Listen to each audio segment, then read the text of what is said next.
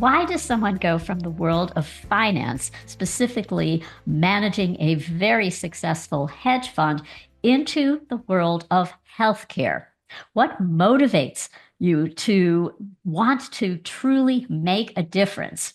Well, that is who our guest today is all about. Let me tell you about our special guest, David Vogel. David S. Vogel is a data scientist and entrepreneur recognized internationally for his exceptional accuracy in predicting modeling, establishing disruptive ventures in finance and health without any formal training in either industry. He is the founder and CEO of Voloridge Investment Management, an award-winning quantitative hedge fund, as well as Voloridge Health, where he applies his data analysis expertise to cutting-edge research that has the potential to maximize longevity, optimize health, and combat diseases of aging. He credits his success to the fact that he and his partners rely solely on what the data tells them to do when making decisions. David has been expertly quoted in Bloomberg, Barron's, and other media on charitable and financial topics, and has earned numerous accolades, including multiple victories in the KDD Cup Data Science Competition and the Heritage Health Prize in 2013. In addition, David is the co-founder, trustee, and chief scientist of VoLo Foundation, a philanthropic organization supporting data-driven research and projects with a focus on climate change as well as health and longevity. He currently serves as a board member of Environmental Defense Fund and has served on the climate-related market risk subcommittees of the Commodities Futures Trading Commission. It is with pleasure that I welcome David to the podcast. I know you are going to enjoy this interview. It is a pleasure to have you here, David. And you have a mission to create better health. And can you start by telling us about the history of Voloridge Health and what drove you to do this? Because your background was not in health. Yeah, so my background is a little bit unconventional for this. I've spent my whole career as a data scientist, and I started my early career analyzing health claims data, mostly insurance claim data, and predicting outcomes. And at the time, I didn't feel like what I was doing was, some of it was used for impactful outcomes. But I sort of got, what I realized is there were not great tools in data science and to do what we needed to do. So I actually spent a lot of my time developing my own machine learning techniques. My background was mathematics and scientific computing. So I created new kinds of data science platforms for analyzing data better. And I would then start participating. People were pretty critical of those methods. They were a little different. So I participated in these international data science competitions and ended up winning 3 KDD Cups. And several years later, there was a big competition for predicting length of stay in the hospital. And this competition, it's called the Heritage Health Prize. And they put up a $500,000 prize, which attracted thousands of top data scientists. And I put together an international team of 7 people, and we won that as well. So being a competitive person, I actually went into finance for several years. And what we saw in finance was we were finding patterns in the data for predicting stocks. And we were doing, and the patterns we saw were different than what the experts were saying. And so we were, again, criticized, and I was only able to raise $50,000 initially. I think end of our first year, we had $90,000 under management. But over time, as we kept generating returns from this, we grew into a $9 billion hedge fund. So it was not it was way more than I had expected. I was just expecting to generate some returns. And we had done something, we had sort of gone against what the experts had said, gone with the data, and it turned out that we were right. So then we got to a certain point, a level of success where I said, okay, maybe we can do something actually impactful with our data science team and expertise. And so I got really attracted to the health field. And originally, I'd say about 5 years ago, I got very interested, and we were doing grants through the foundation and studying some of the health patterns. We downloaded the UK Biobank data set, analyzed 500,000 people and their outcomes. And that's when we realized that it was like deja vu. What was in finance was happening in health, that people were not following the data. So that's when I realized, okay, like I could sit in the foundation, just pump out research papers, but we had this big data science team, corporate background that we could actually, through a company, change the health system to actually incorporate data into our practice and be more impactful.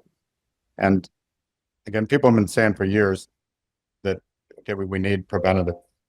We need to be proactive, not reactive with our health. But although we've been saying that, it's become cliche, it hasn't really happened yet. What we realize is in order to be proactive, you need a measure of your health. And we say you can't improve what you can't measure. And that's where all the confusion comes from. That's why it's so hard to be proactive about your health. So with a set of health scores based on actual machine learning models, we can actually measure your health. You can try things. Again, it can lead to very personalized medicine or personalized methods to take care of your health. And you can be proactive, knowing that what you're doing is either helping or not helping. This is so fascinating. So can you share what were some of your early observations in the data? Well, analyzing the actual data, the very first thing we found was, okay, let's look at some of the accepted patterns. We always look first at our LDL cholesterol, right? That's the one thing people look at on their blood test. Yeah. And you always hear the same thing from everybody, like, how'd your blood test go? And everybody says, well, everything was pretty much okay except my cholesterol was high. Of course. So we thought that was a little suspicious that everybody said the same thing. Yeah. As it turns out, LDL cholesterol is not a top predictor of a cardiac event. It is a predictor. Our research does not contradict what was found. There is a 30 or 40% increase in risk if you're very high, if you have like a 180 or above. But the guideline being, but then the assumption was made, I think the way the guidelines were set, the assumption was made because of that research that lower is better. So people are all trying to get their cholesterol under 100. And what we realize is that the least healthiest people, the highest mortality rate are people with LDL under 100. Because only 4% of people are naturally there. We're not naturally designed to be under that level. So people don't realize only 4% of the population is naturally without cholesterol meds under 100. So it's not a natural amount. And furthermore, for heart disease, it's just not a top predictor. We said, okay, the data science approach is let's come in with no bias, no hypothesis. Let's take everything on the blood test, correlate it against future cardiac events. And what we came up with, the top two were A1C and Cystatin C. And they're pretty much the 1 and 2, pretty tied for top. A1C, is basically a measure of your average blood sugar. A lot of cardiologists I know don't even measure it. They'll just take a lipid panel. But it is known in the literature that A1C is correlated to heart disease, and pretty significantly correlated. Cystatin C is a measure of kidney health. Most doctors don't know what it is, and yet it's available. Quest LabCorp, it's about a $20 add-on to the blood test, and there's really nothing in our current blood test that measures kidney health sufficiently. We use a much cheaper marker, creatinine, which turns out to be very, very weak predictor, and it's basically a two-tailed risk, very hard to interpret. Like white blood cell count, which has been on our CBC for many, many years. is like number 5 or 6 predictor of heart disease. Yet the reference range is from all the way from 3.8 to 10.8, which is 97% of the population. But if you're at a 10 versus a 4, basically higher is much, much higher risk of heart disease. So these are things we just need to educate people to look at. The other thing, our other findings were that cardiac health shouldn't be the only thing we look at. There's a lot of other things that can kill us. For example, RDW on our red blood cell distribution width sits there on our CBC, been on for years. It is the top predictor of cancer death of everything in the blood test. People don't really pay attention to it. So there are indicators of cancer risk and just all-cause mortality in general in the blood test. We also predicted kidney health and kidney failure, and it turns out that your kidney score is more indicative of whether you'll survive more years than actually your cardiac score. We took 70-year-olds in the database, people with the very top cardiac risk score, and compared them against people with the very top kidney health scores. And the people with the top kidney health scores were 50% more likely to survive till 85. So again, this is all education. It's there in our data. We can collect more data, but we're just finding so many findings, and that's just the tip of the iceberg with the current blood test. We've dug into genetics. We can combine genetics into a risk score. We can combine proteomics, the proteins that we can measure now with a single vial of blood versus multiple vials. We discovered 101 proteins that predict like basically all 7 of our disease groups more than a basic blood test. And then I think in the future there'll be epigenetics. We actually do have the world's most accurate epigenetic clock. We can predict age within 1.5 years. It's a nice little stat, and it's something we can publish, but I think we're at least 5 years away from something actionable there, because the interpretability of the epigenetics clock is what will hold back it being actually applicable to human health. Wow. This is groundbreaking. And as you were speaking, I thought about how health coaches really perfectly suited as those educators. They can help people create awareness. For example, that kidney health marker, that is something that most people don't know about. And so they can get that education if they had a health coach. So that is wonderful. So David, how do you plan to integrate these findings into the healthcare system? Because right now, we're not there yet, but how would you like to integrate them, or what's your proposal or plan to do that? Well, there's about 100 steps to this, but I could actually summarize in two major categories. Okay. First is integration of health scores into the system. Going back to, you can't improve what you can't measure. We plan to make our health scores broadly accessible. Right now it's actually free to the consumer. We have our biomarker reference guide out on our website. We've got actually a simulator where you can actually plug in your blood work and get health scores. But we really do want to integrate this into other platforms. Even though we do have our own platform, the VoLo platform, we want actually all platforms to have access to our health scores. And we want doctors to have we're actually working on a prototype. We have a prototype health report that a doctor could walk through with their patient. Very small amount of time. It also helps the doctor save time. Like we're in this day and age where average doctor only has 5 minutes to spend with a patient.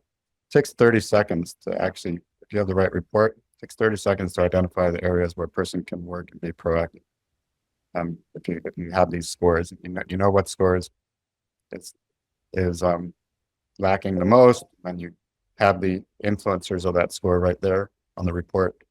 It just makes it easy for the doctor, and much easier for the patient to understand.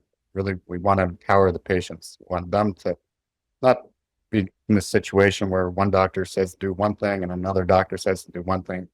It's actually a report that the doctor walks through, says, look, here's your data. And that patient can then also, they'll see the report from the doctor, but then they can log into our platform to see the report on their end, review it, and see interventions and be proactive about that. So I'd say accessibility of the health scores is the first major category. And then the second major category is just education. And we just need to educate people on the scores. And that's why we put out a lot of materials. We're going to start putting out more YouTube videos on findings. This is what the data says, and this is how it helps you to actually listen to the data. So education is so critical, and helping people to become empowered to be their own health advocates and get this, have this report. So how do you plan? You mentioned interventions. Will there be something like, okay, this is your pattern and these are the dietary recommendations or exercise recommendations, anything like that in the works? Absolutely. So now that we know which biomarkers are most predictive, you then realize that there's almost no literature on how to improve that. Yeah. So now we know RDW is a big predictor of cancer, but there's no studies because people didn't know that. The studies don't analyze RDW. Most of the studies are on LDL cholesterol and a little bit on A1C, right? So we actually plan to do several forms of studies going forward where we actually do our full blood test, and some internally and some we're sponsoring, and before and after these different interventions. But we're also doing what we call a back test of our study, which is existing studies that are already out there where we can get the data and the blood work. Mm-hmm. And again, this is if there's any listeners out there who have data that they'd like us to analyze. One of the most difficult things is contacting a researcher and getting access to that data. But we can actually score our scores before and after the intervention. And what that gives you, it's a more accurate measure of whether that intervention helped. So there might be studies out there where it was inconclusive, right? Or maybe like they measured all the blood work and they said, well, maybe the LDL didn't move significantly because they thought that was the target. And so if there's researchers out there that, and then we're going to be searching and finding these that have the blood work before and after, and we instinctively think that intervention might have helped, let's throw them through our health scores.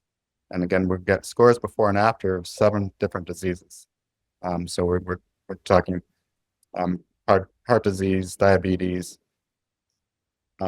all-cause mortality. So we sort of have cancer lumped in there because we haven't done enough work to weed out cancer, kidney disease, liver disease, dementia, and COPD. And I think I said hopefully I said all 7.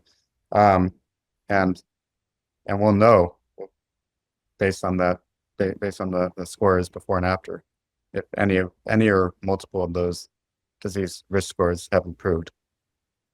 So just to be real clear for the listener, what I'm hearing is that you get a score and these number of factors, but then you can track that over time and you can see change. So let's say you eat differently, you exercise differently, your sleep changes, and then you can see the impact on these various scores that you're getting. Absolutely. And I think that's where the whole personalization comes into play. So the studies, again, they're statistics, right? Maybe it turns out for some people in certain states, a low carb diet is healthy, and maybe for some people, a high carb diet is healthy. So whatever the study says, if you want to find out what works for you, then try the intervention, what you think might work. Have your health score before and after, and then you'll see. So I do think it really leads to the ability for people to be empowered and personalize their health plan. So there's so many, almost every day I see another direct-to-consumer lab test is available, and they promise all sorts of things. So can you talk about how this approach is is different, and what, let's say there's a health coach who is working with a client and they say, oh, I want to do this versus, so how could they distinguish the difference between your model and what's out there currently? Yeah, so the difference is really that it's data driven and what it's important to test. So before I analyze this data set, again, this is just in the past couple of years that we obtained this data and had these conclusions.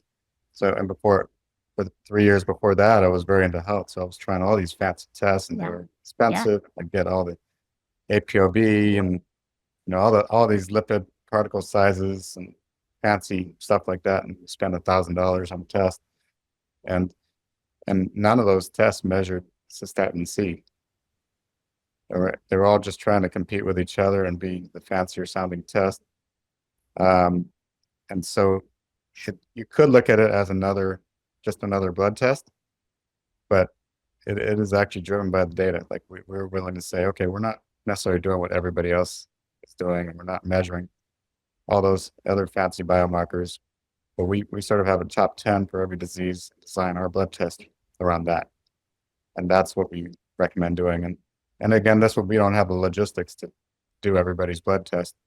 So we'll more be sort of behind the scenes advising partners and platforms how to design their test to get our scores as accurate as possible. This is so fascinating and so necessary because, as you know, we're facing, it's already a broken healthcare system. There's a growing doctor shortage. Good luck trying to find a new primary care doctor. And if you've got one, you get 7 minutes, 10 minutes at most. And it's very cursory. They're just focused on refilling your prescriptions and looking at those standard labs. And half the time you leave there feeling like, oh, my questions weren't answered. I don't feel heard. And lost in this system, which is basically a pill for every ill. And so what you are offering is an opportunity to really be the CEO of your own health and to take charge and to get this information and then take steps to make lifestyle changes. I love that expression. I use the same expression, but independently. Be the CEO of your own health. Exactly. Yeah. And that's really we're about empowerment. That's in our mission. Yeah, and you're finding really surprising things. I mean, this test that most people cystatin say they were not aware of that, and something I know I'm going to go after. I'm going to go get that test done because I'm curious and look at my RDW results and see where that stands. What's another observation I noticed, not in the data, but just in how it's affected people. Now that we've had our small cohort, maybe 60 or so early adopters trying this for a few years, a lot of people were scared to get the test. They're like, oh my God, what is it going to predict in me? But once they did it, they said they felt so empowered, so motivated, even without any interventions that we had earlier. We had people going and losing 20 pounds because they were just so motivated by seeing health scores and seeing the feedback and feeling empowered by something driven by data. So we've actually seen already some extraordinary transformations just in our small test group. And I think that someone who works with a health coach, that coach can help them to feel empowered and not a victim and not it's their destiny. So when you get a result, help talk them off the ledge because they're going to be Googling what this means. Should I go beyond and really scared and panicking sometimes. So having that hope that, well, you can take charge of this. This is something that you can change. We can monitor this data and you can see those scores change. So I would be remiss if I didn't talk to you about our profound thanks at Functional Medicine Coaching Academy for your support of scholarships for people wanting to become health coaches so that they can serve underserved communities. So I just want to take this time to extend thank you to that and anything that you would care to comment about the importance of health coaching and your support. for granting scholarships. Yeah, this is something we're very happy to support because that's what we're all about. We're really about accessibility. Well, first of all, education on how to coach people on their health. And we think that's critical, but we also want more people to have access to health coaching. We don't think all of this has to be in the hands of the limited number of MDs out there. I think with the right education, there are a lot of people who want to help. Actually, we're just so appreciative that there's so many people who want to be health coaches, and so we're just providing a little funding for that impetus to do that. Well, we are extremely grateful. This last go round, we had 700 applicants for our scholarship slots, and I was in tears as I was reading those applications. It was a gut-wrenching choice, and they come from just so many areas in need of this. And as was said earlier, I think health coaches are the perfect practitioner. They're not practitioners. They're the perfect person to guide people, create awareness of what you're doing and how they can get involved. So speaking of getting involved, if somebody's listening and they say, I want this analysis, my blood work, what should they do? Where are you in terms of making this available? So right now, the resource available is if you go to www.voloridgehealth.com. In the upper right corner, there are links to our resources. And really the 3 links, I'd say the biomarker reference guide might be the first one to start browsing through because it educates on the top 10 predictors of every disease. So you can actually see, okay, what does the data say in general at a population level? And then the second resource is what we're calling a simulator, the VoLo simulator, where you can actually plug in your blood work and see what your scores are. And there are actually little dials on there where you can like say, okay, my weight went down 20 points. What would my score increase to? Or if my HDL increased a little bit, what would my score increase? And it will show you probability of various diseases relative to people in your age group. Wow. Well, this is something that I know there'll be a lot of interest in doing this. And I just can't thank you enough for, again, your generosity from your foundation for providing scholarships, as well as this conversation today. You are truly on the cutting edge of healthcare. And we talk a lot about making a difference, and you are really making a difference. This is going to impact so many lives for the better. You're creating health. Thank you for being with us. I appreciate everything you do as well. So it's mutual. Thank you.